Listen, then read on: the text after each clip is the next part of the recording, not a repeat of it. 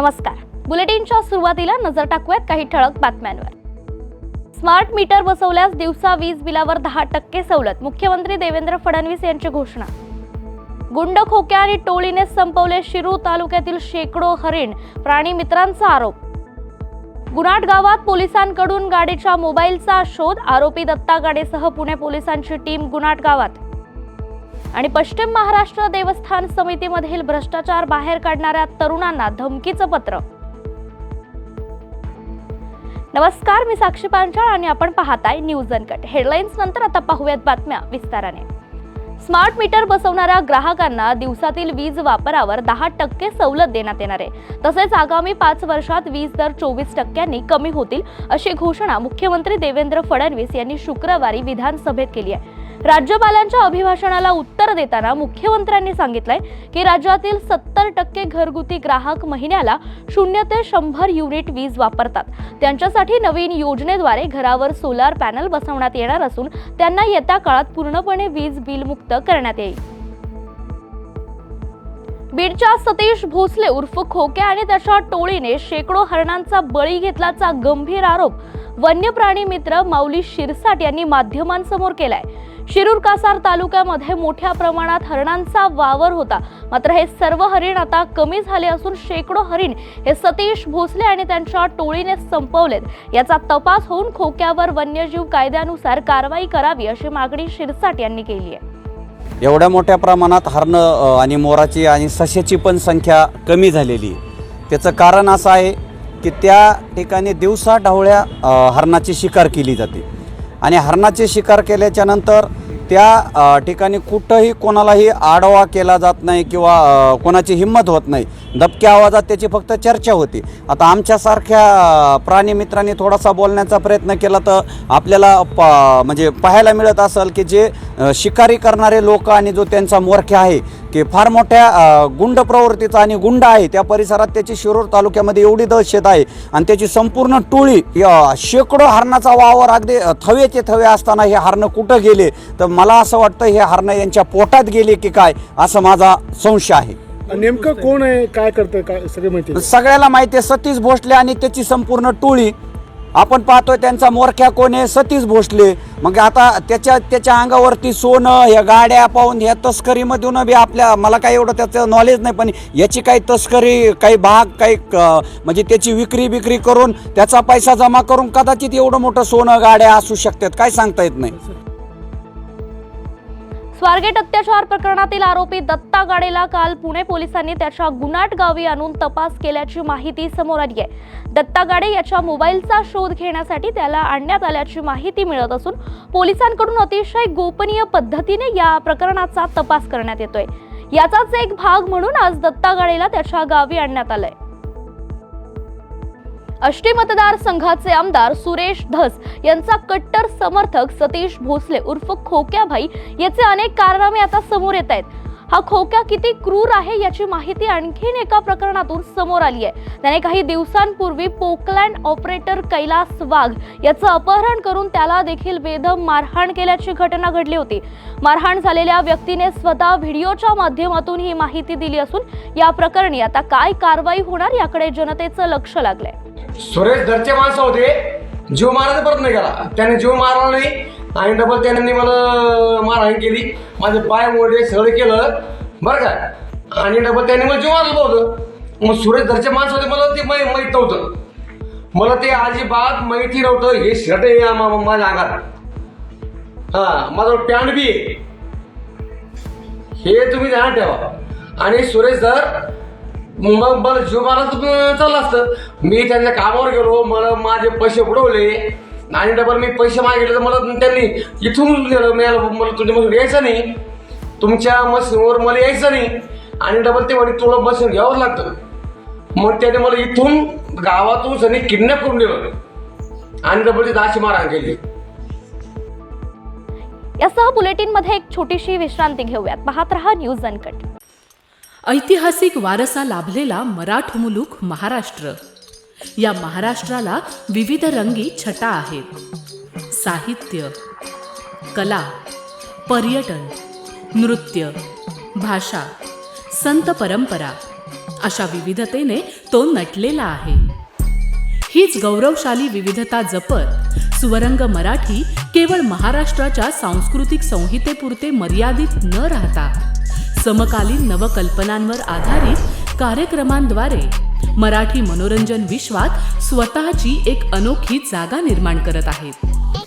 मराठी मनोरंजन क्षेत्रातील उत्तम दिग्दर्शक, लेखक आणि निर्मात्यांच्या प्रतिभेचा पुरेपूर वापर करून मनोरंजनाचा आगळा वेगळा रंग उधळण्यास आम्ही सज्ज आहोत. स्वरंग मराठीचे उद्दिष्ट मराठी मनोरंजन क्षेत्रामध्ये मनोरंजनाची वहिवाट सोडून, रूढीवादी पद्धती तोडून मनोरंजनाचा समृद्ध अनुभव प्रदान करून देण्याचा आहे. म्हणूनच यात विविध पद्धतीचे मनोरंजक आणि माहितीपूर्ण कार्यक्रम स्वरंग मराठीवर बघता येतील. शेवटी एकच, धकाधकीच्या जीवनात धांगडधिंगा करण्यापेक्षा बसूया, हसूया, गाऊया, जगूया. नाती गोती श्रावण मोती गावामधले जिवंत रंग. नाती गोती श्रावण मोती गावामधले जिवंत रंग. चला जोडूया, चला पाहूया, जशी संस्कृती तसा स्वरंग. विश्रांतीनंतर स्वागत. पाहूयात उर्वरित काही महत्त्वाच्या घडामोडी. परळी वैजनाथच्या गोरक्षण सेवा संघाने परळी तालुक्यातील बेकायदेशीर कत्तलखाने बंद करावे या मागणीसाठी उपोषण सुरू केलंय. गोहत्या होत असलेल्या संशयांवरून गोरक्षण सेवा संघांकडून ही माहिती करण्यात येत असून परळी शहर आणि सिरसाळा येथील आठवडी बाजारात सर्रास गोमांस विक्री चालू असल्याचा आरोप करत गोरक्षण सेवा संघाने गोरक्षण कायद्यानुसार कायदेशीर कारवाईची मागणी केली आहे. इतिहास अभ्यासक इंद्रजीत सावंतच्या धमकीनंतर आता कोल्हापुरातून धमकीची दुसरी बातमी समोर आली आहे. पश्चिम महाराष्ट्र देवस्थान समितीमधील 25 कोटींचा भ्रष्टाचार बाहेर काढणारा क्षत्रिय मराठा रिसायत फाउंडेशनच्या दोघा पदाधिकाऱ्यांना निनावी पत्राद्वारे थेट जीवे मारण्याची धमकी देण्यात आली आहे. सौरभ पवार आणि प्रसाद मोहिते अशी धमकी आलेल्या कार्यकर्त्यांची नाव आहेत. त्यांना याबाबतची तक्रार शाहूपुरी पोलीस ठाण्यात त्यांनी दिली असून देवस्थान समितीमधील भ्रष्टाचार बाहेर काढणं थांबवावा, नाहीतर तुम्हाला पण देवाघरी पाठवण्यात येईल असा मजकूर धमकीपत्रात असल्याची माहिती तरुणांनी दिली आहे. 2017 ते 2021 मध्ये पश्चिम महाराष्ट्र देवस्थान समितीमध्ये मोठ्या प्रमाणात गैरव्यवहार व भ्रष्टाचार झालेला आहे. त्या संदर्भात 21 मध्ये तक्रार दिल्यानंतर ती समिती बरखास्त करण्यात आली होती. त्यानंतर तत्कालीन जिल्हाधिकारी जे होते त्यांनी स्वतः या भ्रष्टाचाराची चौकशी केली होती आणि त्यांनी चौकशी अहवाल सुद्धा तयार केला होता की यात मोठ्या प्रमाणात गैरव्यवहार भ्रष्टाचार झालेला आहे. त्यानंतर तत्कालीन अध्यक्ष, सचिव, व्यवस्थापक यांच्या विरुद्ध स्वतंत्र दोषारोप पत्र त्यांनी तयार केलं होतं. सगळा अहवाल त्यांनी वरती सबमिट केला होता. त्यानंतर ही चौकशी पूर्णपणे ठप्प झाली होती. त्या संदर्भात आम्ही 21 पासून याचा फॉलोअप घेत आहे आणि आत्ता अलीकडं डिसेंबरमध्ये आम्ही जिल्हाधिकाऱ्यांना परत निवेदन वगैरे दिलं होतं, सगळे पुरावे दिले होते. त्या अनुषंगाने जिल्हाधिकाऱ्यांनी परत 1-2 पत्रके मंत्रालयात सचिवालय, मुख्यमंत्री आणि देवस्थानचे सचिव यांना पाठवले होते कारवाईसाठी. आणि हे आम्ही जे फॉलोअप घेत आहे देवस्थानच्या भ्रष्टाचाराचा आणि आरोपींवर जे कोण आरोपी असतील त्यांच्यावर कारवाईची मागणी करत आहे. या अनुषंगानं आत्ता 2 दिवसापूर्वी आमचे जे सौरभ पवार आहेत त्यांच्या घराच्या खाली एक लेटर बॉक्स आहे. त्या लेटर बॉक्समध्ये एक पत्र आम्हाला मिळालं. त्या पत्रामध्ये खाकी कलरचं पत्र होतं, त्यामध्ये आज लेटर होतं आणि त्या पत्रामध्ये असं लिहिलं होतं की सौरभ पवार, तू आणि प्रसाद मोहिते तुम्ही दोघं जो काय देवस्थानचा भ्रष्टाचार बाहेर काढत आहात तो तुम्ही तात्काळ थांबवायचा आहे. तुम्ही कुठलंही आंदोलन करायचं नाही, चौकशी करायची नाही, कागद गोळा करायची नाही आहेत. गल्ली ते दिल्ली आमची सत्ता आहे. वेप्रसंगी आम्ही तुम्हाला खोट्या केसमध्ये अडकू, वेप्रसंगी आम्ही तुम्हाला ठार मारला सुद्धा मागे पुढे बघणार नाही, अशा इतर असे जे ते धमकीवजा पत्र आम्हाला प्राप्त झालेलं आहे. यवतमाळ शहरालगत असलेल्या गोधनी रोडवरील शिवराम गोशाळेच्या मागील जंगल भागात अचानक आग लागून वनसंपदेचं मोठ्या प्रमाणात नुकसान झालंय. या घटनेची माहिती मिळताच हेल्पिंग हँड वन्यजीव संस्थेच्या सदस्यांनी घटनास्थळी पोहोचत आग विझवण्याचे शर्थीचे प्रयत्न केले. या जंगलात पळस, साग, बोर यांसह औषधी वनस्पती तसेच रानडुक्कर, ससे, मोर, नीलगाय यासारखे वन्यजीव असून 2024च्या नोव्हेंबर-डिसेंबर मध्ये या भागात वाघही आढळला होता. त्यामुळे अशा आपत्तीला आळा घालण्यासाठी वन विभागाने प्रतिबंधात्मक उपाययोजना कराव्यात अशी मागणी नागरिकांनी केली आहे. यासह बुलेटिनमध्ये एक छोटीशी विश्रांती घेऊयात. पाहत रहा न्यूज अनकट. ऐतिहासिक वारसा लाभलेला मराठ मुलूक महाराष्ट्र. या महाराष्ट्राला विविध रंगी छटा आहेत. साहित्य, कला, पर्यटन, नृत्य, भाषा, संत परंपरा अशा विविधतेने तो नटलेला आहे. हीच गौरवशाली विविधता जपत सुवरंग मराठी केवळ महाराष्ट्राच्या सांस्कृतिक संहितेपुरते मर्यादित न राहता समकालीन नवकल्पनांवर आधारित कार्यक्रमांद्वारे मराठी मनोरंजन विश्वात स्वतःची एक अनोखी जागा निर्माण करत आहेत. मराठी मनोरंजन क्षेत्रातील उत्तम दिग्दर्शक, लेखक आणि निर्मात्यांच्या प्रतिभेचा पुरेपूर वापर करून मनोरंजनाचा आगळा वेगळा रंग उधळण्यास आम्ही सज्ज आहोत. सुवरंग मराठीचे उद्दिष्ट मराठी मनोरंजन क्षेत्रामध्ये मनोरंजनाची वहिवाट सोडून रूढीवादी पद्धती तोडून मनोरंजनाचा समृद्ध अनुभव प्रदान करून देण्याचा आहे. म्हणूनच यात विविध पद्धतीचे मनोरंजक आणि माहितीपूर्ण कार्यक्रम स्वरंग मराठीवर बघता येतील. शेवटी एकच, धकाधकीच्या जीवनात धांगडधिंगा करण्यापेक्षा बसूया, हसूया, गाऊया, जगूया. नाती गोती श्रावण मोती गावामधले जीवंत रंग. नाती गोती श्रावण मोती गावामधले जीवंत रंग. चला जोडूया, चला पाहूया, जशी संस्कृती तसा स्वरंग. विश्रांतीनंतर स्वागत. पाहूयात उर्वरित काही महत्त्वाच्या घडामोडी. राष्ट्रीय स्वयंसेवक संघाचे माजी कार्यवाह भैयाजी जोशी यांनी मराठी भाषेबद्दल केलेल्या वक्तव्याविरोधात काल कोल्हापुरात शिवसेना ठाकरे पक्षाच्या वतीने आंदोलन करण्यात आले.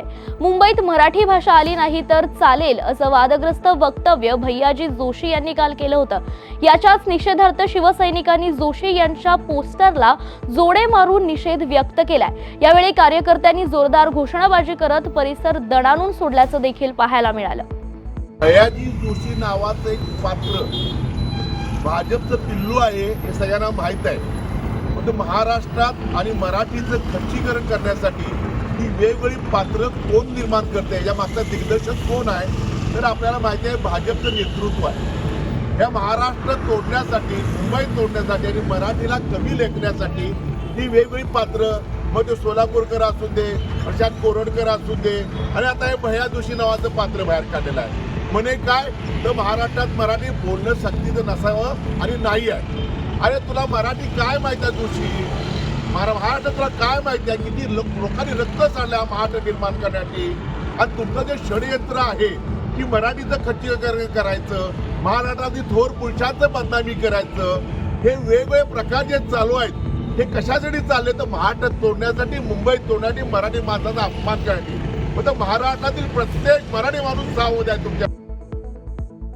शासनाच्या विविध योजनांच्या माहितीसाठी जनकल्याण रथ रवाना झालाय. शासनाच्या विविध योजनांची या व्हॅनद्वारे जनजागृती करण्यात येणार असून अप्पर जिल्हाधिकारी रीता मैत्रेवार यांच्या हस्ते या रथयात्रेला सुरुवात करण्यात आली आहे. सर्वसामान्यांना शासनाच्या विविध योजनांची माहिती सहज उपलब्ध व्हावी यासाठी सामाजिक न्याय विभागाकडून हा उपक्रम राबवण्यात येतोय. मॅडम काय सांगणार या ठिकाणी रथयात्रा आहे ती निघालेली आहे, काय सांगणार? सामाजिक न्याय विभाग व सामाजिक विभागामार्फत राज्य व केंद्र शासनापुरस्कृत ज्या काही योजना आहेत तर त्या योजनांच्या प्रचार आणि प्रसिद्धीसाठीची ही व्हॅन आहे. आता शासनामार्फत ज्या काही योजनांचं अर्थसहाय्य आहे तर ते लाभार्थ्यांच्या डायरेक्ट आपण खात्यावर जमा करणार आहोत. यापूर्वी आपण आमच्या ऑफिसकडून बँकेला चेक दिला जायचा आणि बँकेमार्फत लाभार्थ्यांच्या खात्यावर रक्कम जमा होत होते अर्थसहाय्य. पण आता इथून पुढे जो आहे तो डायरेक्ट लाभार्थ्याच्या खात्यावर पैसे जमा होणार आहेत. त्याच्याच प्रचार आणि प्रसिद्धीसाठीचा हा आमचा रथ आहे. हा प्रत्येक गावागावात जाणार आहे, योजनेची माहिती समजावून सांगणार आहे. शासनाकडून जे काही विशेष लाभ मिळणार आहे, जो कोणी वंचित असेल तर तोही याच्यामध्ये भाग घेऊ शकेल. लाभार्थ्याला नवीन लाभार्थी असेल तर तो अर्ज करू शकेल. या सर्व साठी हा रथ आहे. रेतीच्या भरधाव ट्रकच्या धडकेत भंडाऱ्याच्या वरठीत 9 वर्षाच्या लहान मुलीचा मृत्यू झाल्याची घटना घडली आहे। या प्रकरणाला गांभीर्याने घेत वरठी आणि एकलारी ग्रामपंचायतीच्या वतीने वरठीच्या रेल्वे पुलावर चक्काजाम आंदोलन करण्यात आलंय। आंदोलकांनी महामार्ग अडवत प्रशासनाविरोधात जोरदार घोषणाबाजी देखील केली आहे। मुलीच्या कुटुंबियांना नुकसान भरपाई द्यावी तसेच पुलावरून होणारी जड वाहतूक बंद करावी अशी मागणी देखील यावेळी करण्यात आली आहे। या बातमीसह बुलेटिनमध्ये इथेच थांबूयात। पाहत रहा न्यूज अनकट।